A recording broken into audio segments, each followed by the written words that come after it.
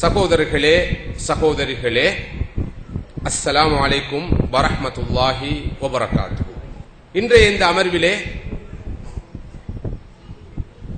ஒரு முக்கியமான தலைப்பிலே பொருளிலே பயனுள்ள சில கருத்துக்களை உங்களோடு பகிர்ந்து கொள்ளுமாறு நான் வேண்டப்பட்டிருக்கின்றேன். மதிப்புக்குரிய சகோதரர்களே சகோதரிகளே, அல்லாஹு தஆலா எனக்கும் உங்களுக்கும் அளப்பரிய அருட்கொடைகளை சொரிந்திருக்கிறான். வஇன் தஅது நிஅமத்தல்லாஹி லா துஹ்ஸூஹா. அல்லாஹ் உங்கள் மீது சொரிந்திருக்கின்ற அருட்கொடைகளை நீங்கள் எண்ணி பார்த்தால் உங்களால் அவற்றை எண்ணி முடிக்கவே முடியாது என்று அல் குர்ஆன் சொல்கிறது. அந்த அளவுக்கு அளப்பரிய அருட்கொடைகளை அவன் நம் அனைவர் மீதும் சொரிந்திருக்கிறான். அல்லாஹ் நம் அனைவருக்கும் சொரிந்திருக்கின்ற அப்படிப்பட்ட நியமத்துகளுள் அருட்பேறுகளுள் மிக முக்கியமான ஒரு நியமத்தாக, குறிப்பிடத்தக்க ஒரு பாக்கியமாக இருப்பது குழந்தை பாக்கியம். குழந்தை பாக்கியம். அல்லாஹ் ஒருவருக்கு குழந்தை பாக்கியத்தை கொடுப்பது மிகப்பெரியதோர் அருட்கொடையாக, நியமத்தாக கருதப்படுகிறது.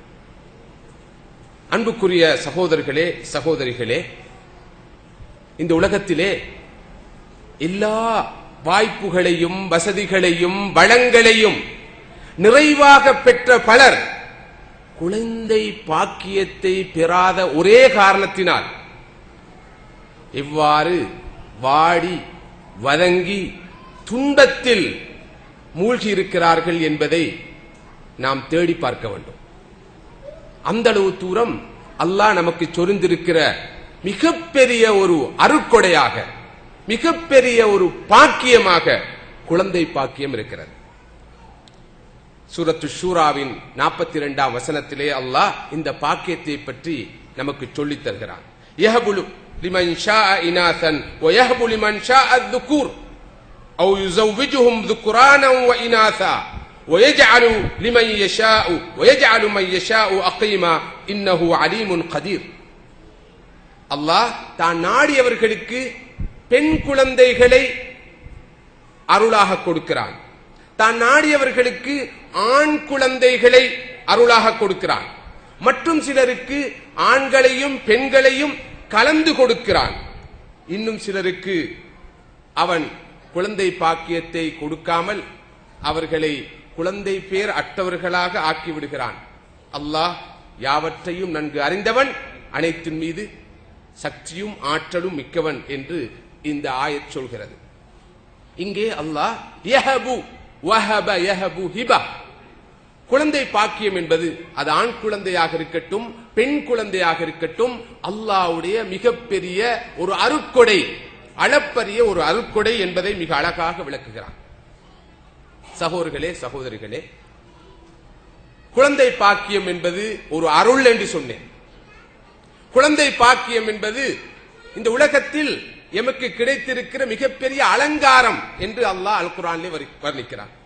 வல் மாலு வல் பனூன் ஜீனத்துல் ஹயாத்தித் துன்யா.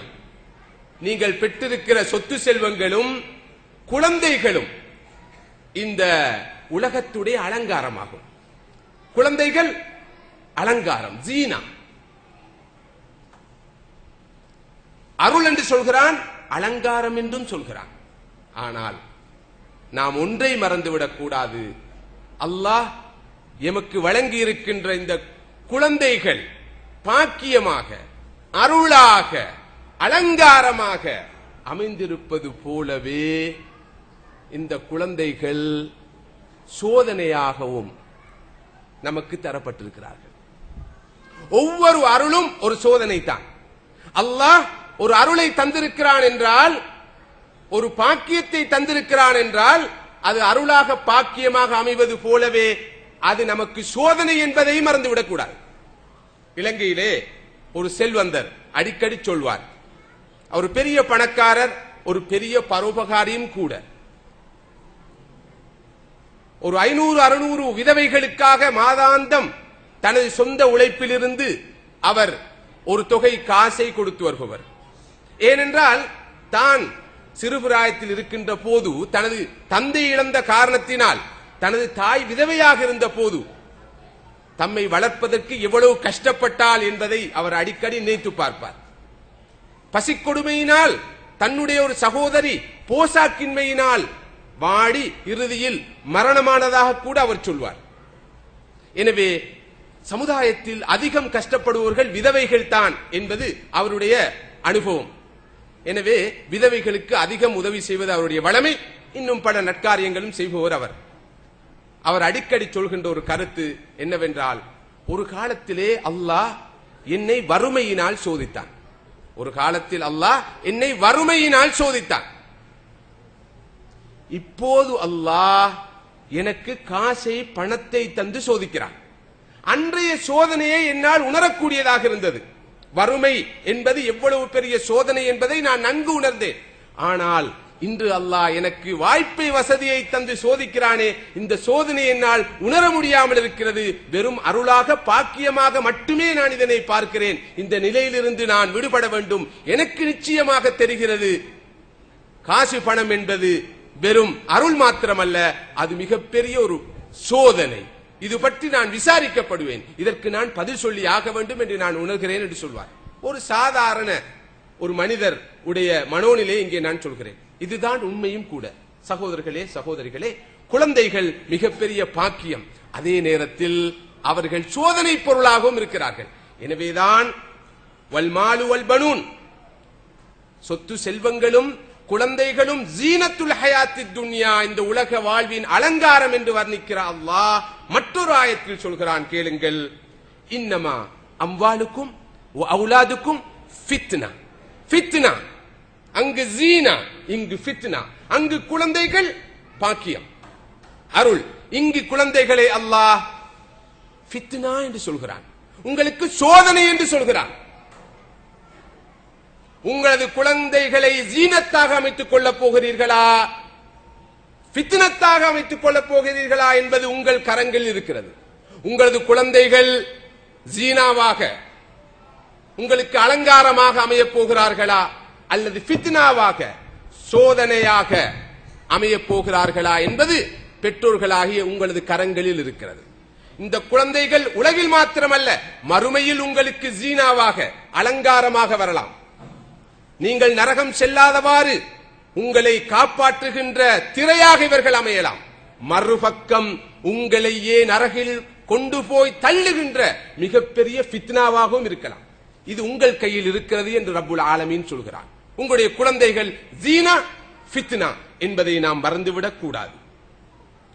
அன்புக்குரிய சகோதரர்களே, சகோதரிகளே, நமது குழந்தைகள் நமக்கு கிடைத்திருக்கிற மிகப்பெரிய அமானத். அதனால் தான் அதனை செல்வமாக கருதுகிற அதே நேரத்தில் மிகப்பெரிய பொறுப்பாக கருதி இது பற்றி நாம் விசாரிக்கப்படுவோம் என்ற உணர்வோடு, தப்புகின்ற போது நாம் மிகப்பெரிய சோதனைக்குட்படுவோம் என்ற உணர்வோடு அந்த குழந்தைகளை அணுக வேண்டிய தேவை அவசியம் இருக்கிறது. குல்லுக்கும் ராயின் வ குல்லுக்கும் மஸ்ஊல் அன் ரஅய்யத்திஹி. நீங்கள் ஒவ்வொருவரும் பொறுப்புதாரிகள்.